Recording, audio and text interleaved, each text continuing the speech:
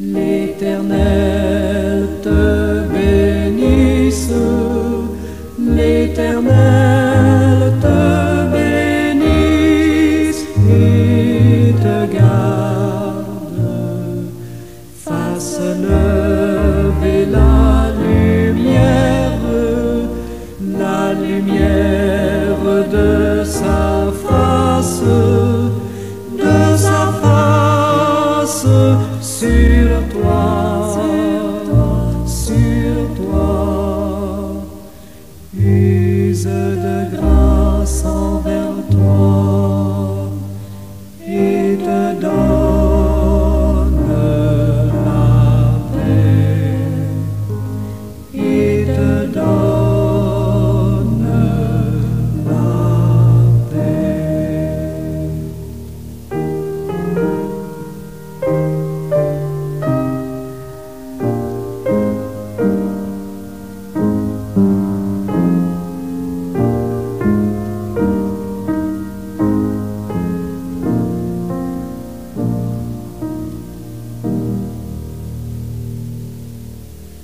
L'Éternel te bénisse, l'Éternel te bénisse et te garde, fasse lever la lumière de sa face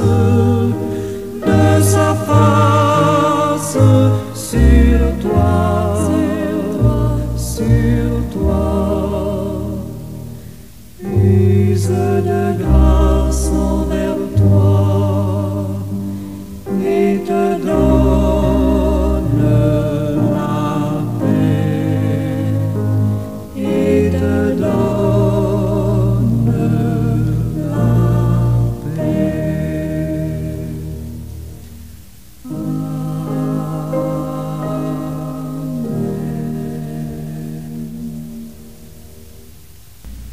Bonne matinée, enfants du Seigneur et amis à l'écoute.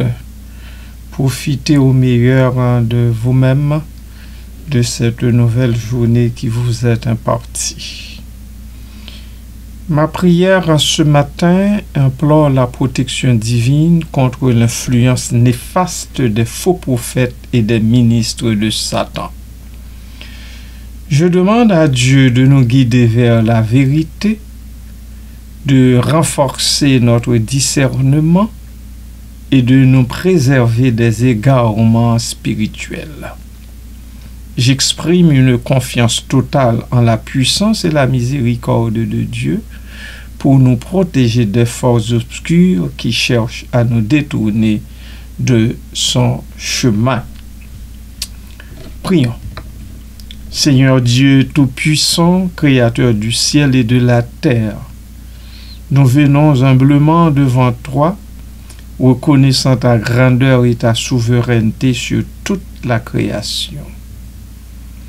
Nous te remercions pour ton amour infini, ta miséricorde inépuisable et ta fidélité éternelle.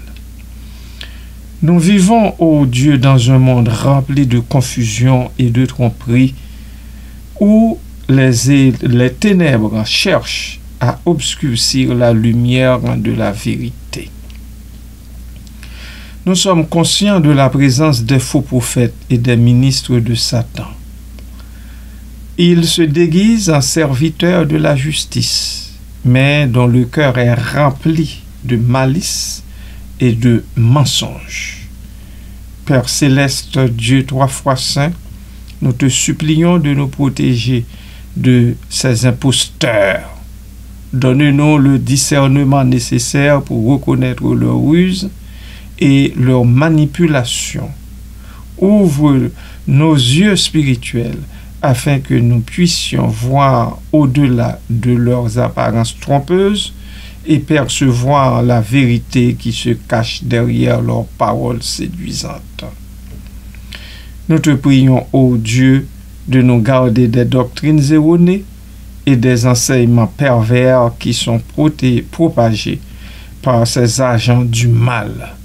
Fortifie notre foi afin que nous ne soyons pas ébranlés par leurs arguments fallacieux et leurs promesses vides. Ancre-nous fermement dans la vérité de ta parole, qui est une lampe à nos pieds et une lumière sur notre sentier. Merci Seigneur d'exaucer tes enfants bien-aimés. En Jésus-Christ ton Fils, nous prions. Amen.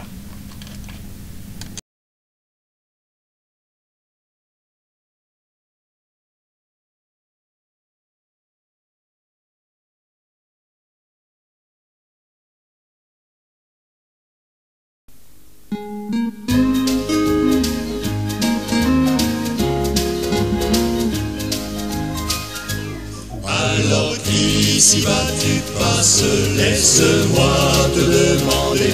Es-tu mon ami? Es-tu mon ami? Passé par la croix, passé par la croix de Jésus, as-tu la grâce? Le laisses-tu te guider? Es-tu mon ami? Es-tu mon ami? Passé par la croix, passé par la croix. Es-tu mon ami? Es-tu mon ami? Passé par la croix, passé par la croix. Es-tu libéré? Es-tu libéré par Jésus le roi, par Jésus le roi? Lui fais-tu confiance? Lui fais-tu confiance? Connais-tu sa puissance? Connais-tu sa puissance? Es-tu mon ami? Es-tu mon ami? Passé par la croix, passé par la croix. De Jésus, l'amour immense, a-t-il embrasé ton cœur? Es-tu mon ami? Es-tu mon ami? Passé par la croix, passé par la croix. Et devant la pire offense, pardonnes-tu sans rancœur? Es-tu mon ami? Es-tu mon ami? Passé par la croix, passé par la croix. Es-tu mon ami? Es-tu mon ami? Passé par la croix, passé par la croix. Es-tu libéré? Es-tu libéré par Jésus le roi, par Jésus le roi? Lui fais-tu confiance? Lui fais-tu confiance? Connais-tu sa puissance? Connais-tu sa puissance? Es-tu mon ami? Es-tu mon ami? Passé par la croix, passé par la croix. As-tu mis ton espérance en celui qui reviendra? Es-tu mon ami? Es-tu mon ami? Passé par la croix, passé par la croix. As-tu pleine confiance qu'au ciel il te recevra? Es-tu mon ami? Es-tu mon ami? Passé par la croix, passé par la croix. Es-tu mon ami? Es-tu mon ami?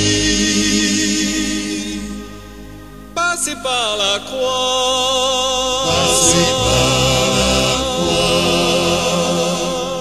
Es-tu libéré? Es-tu libéré par Jésus le roi, par Jésus le roi? Lui fais-tu confiance? Lui fais-tu confiance? Connais-tu sa puissance? Connais-tu sa puissance? Es-tu mon ami? Es-tu mon ami? Passé par la croix, passé par la croix.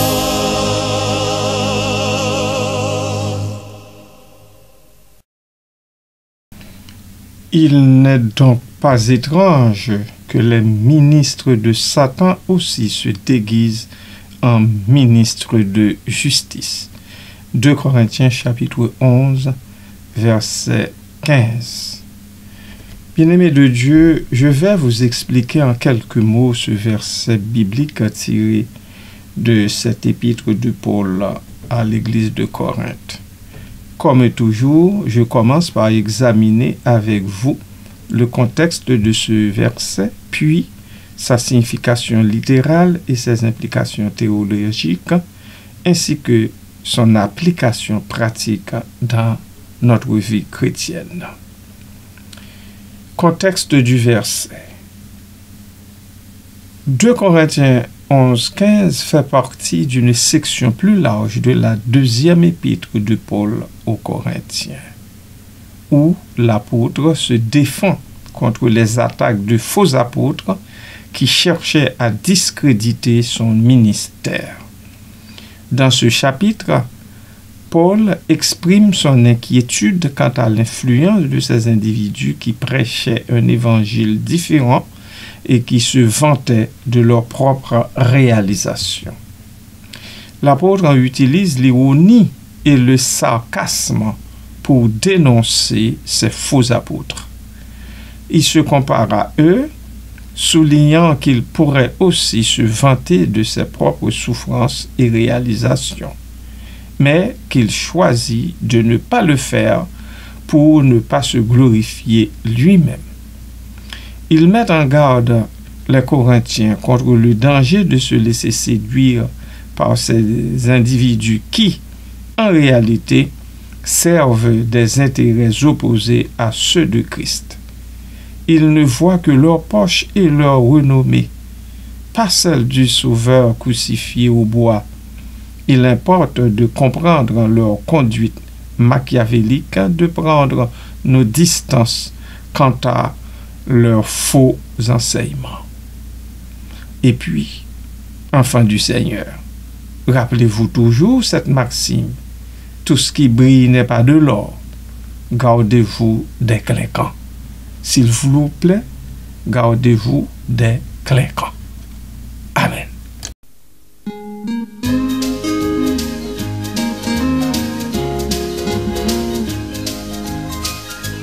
Alors qu'ici-bas tu passes, laisse-moi te demander: Es-tu mon ami? es-tu mon ami? Passé par la croix, passé par la croix de Jésus, as-tu la grâce? Le laisses-tu te guider?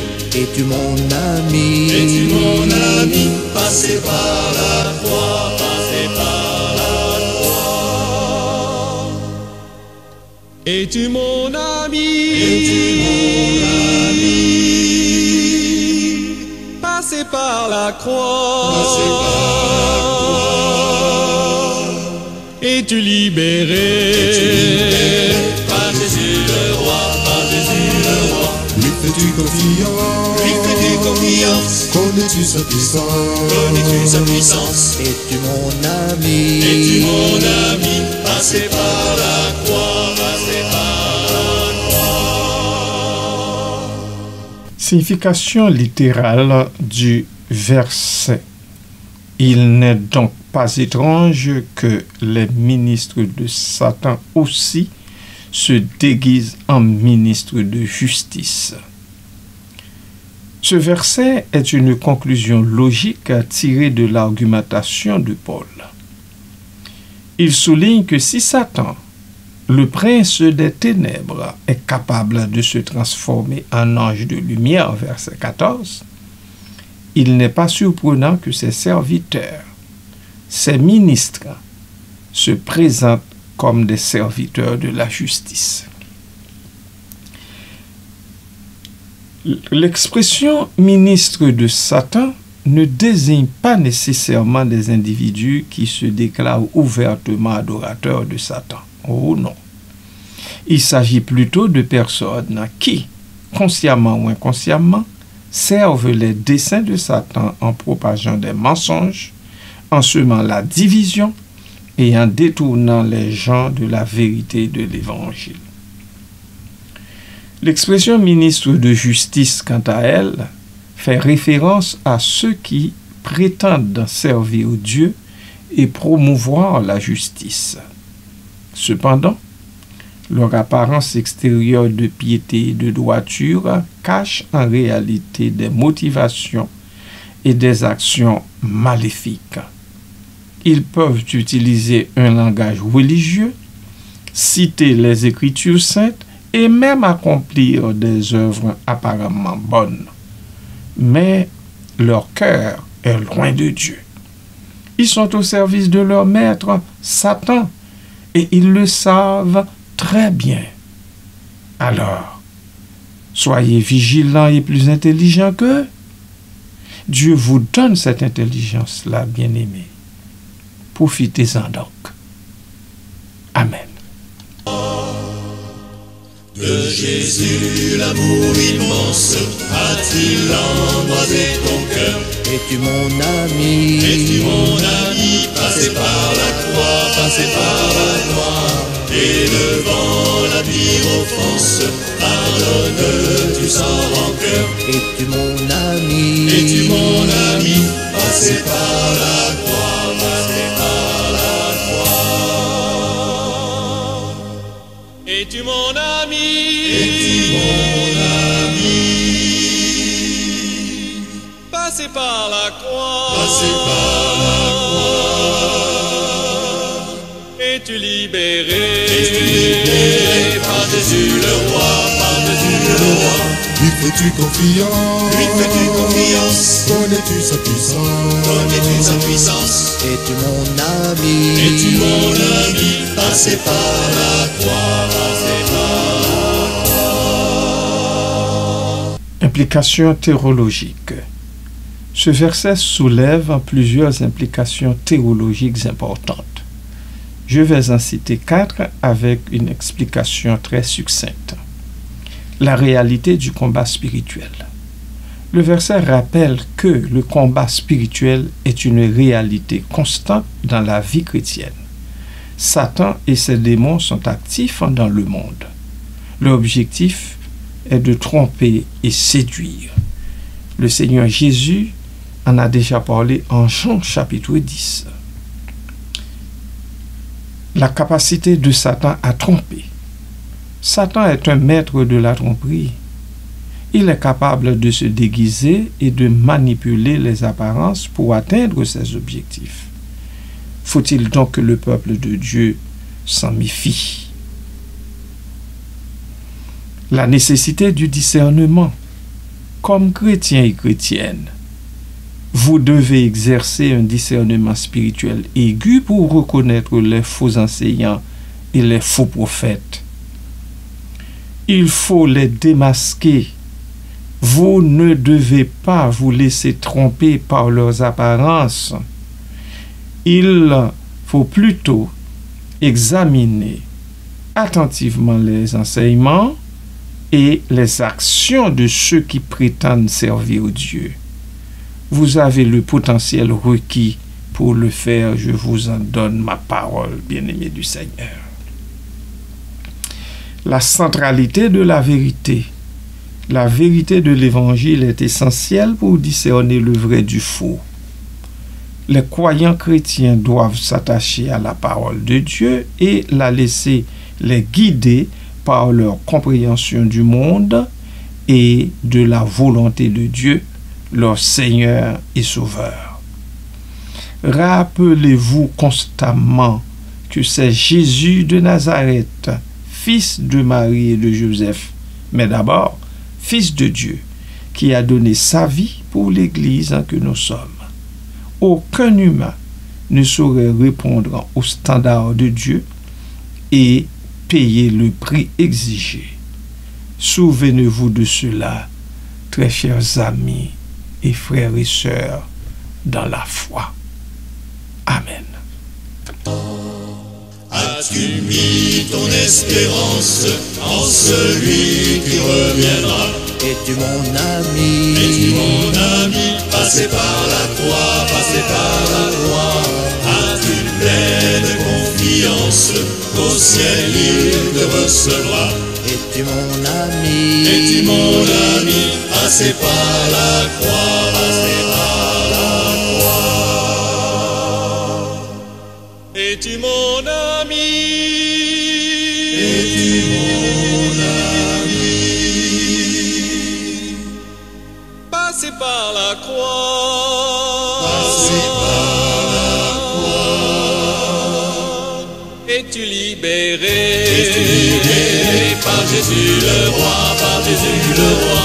fais-tu confiance? Lui fais-tu confiance? Connais-tu sa puissance? Connais-tu sa puissance? Es-tu mon ami? Es-tu mon ami? Passez par la croix, passez par la croix.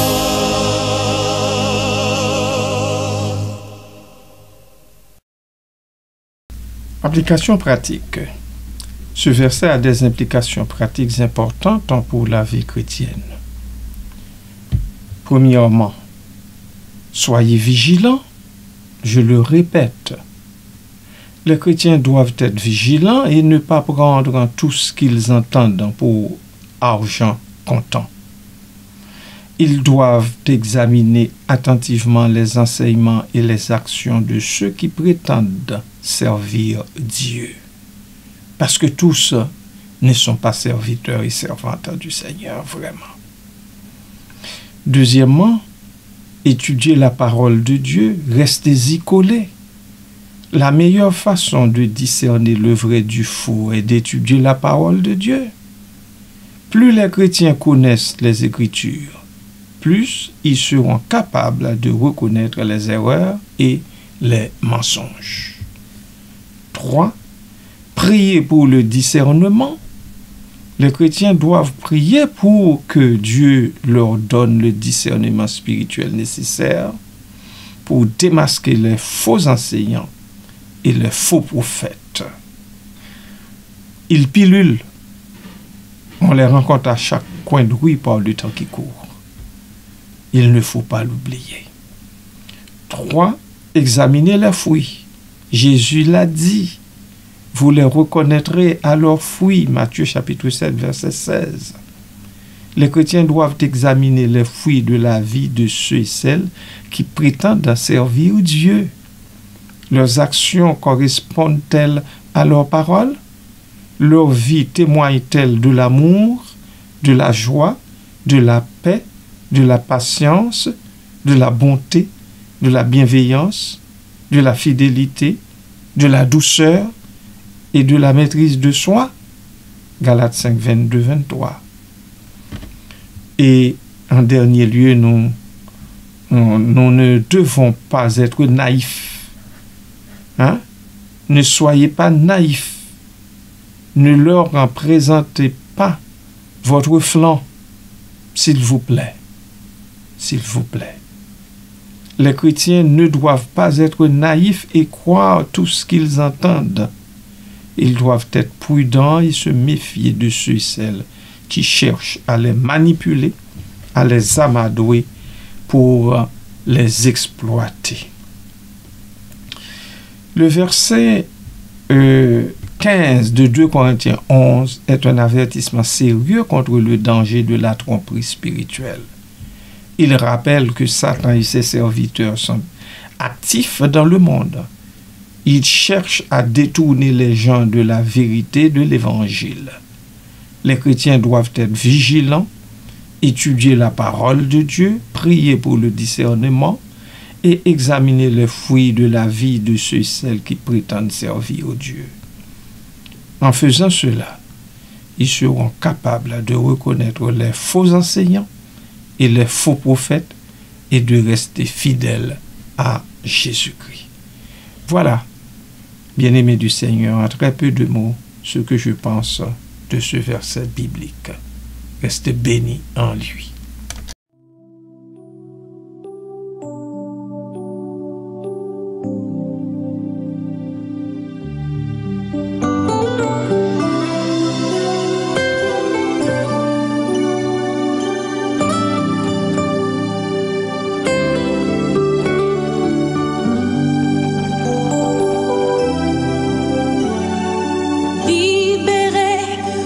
Je suis libéré.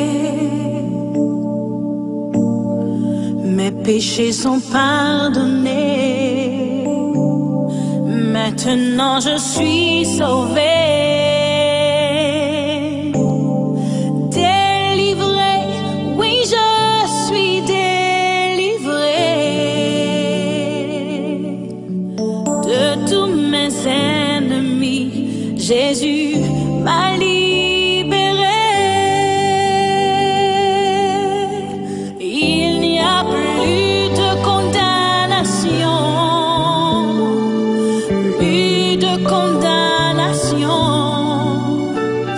Jésus-Christ a payé ma rançon.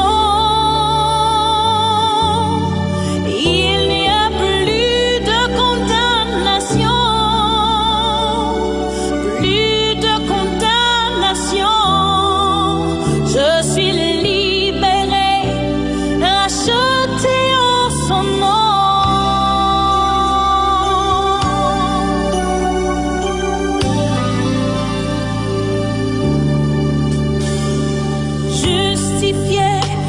Je suis justifié. Ma culpabilité, Jésus l'a enlevé. Sanctifié, oui, je suis sanctifié par le sang de l'agneau qui m'a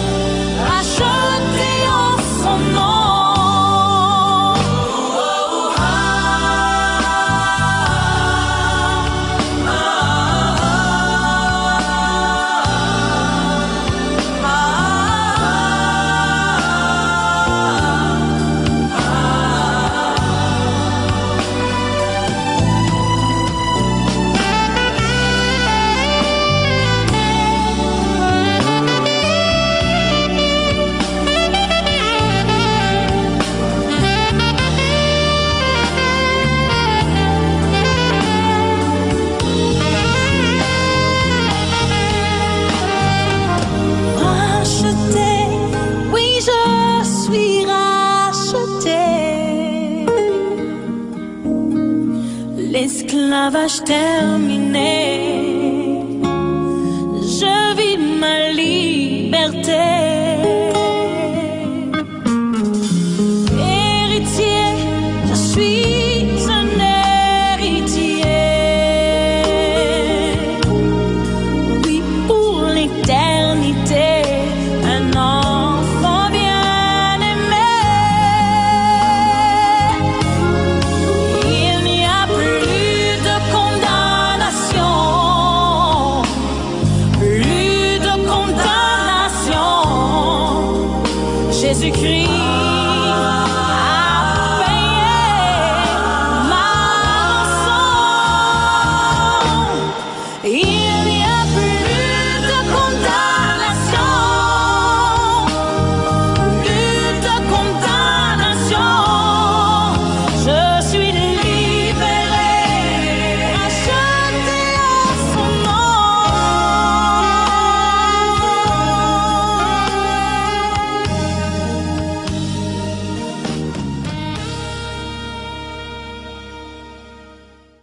Bien-aimés du Seigneur, oui, il n'y a plus de condamnation parce que le Seigneur Jésus nous a libérés, sanctifiés par son sang et nous attendons maintenant la glorification.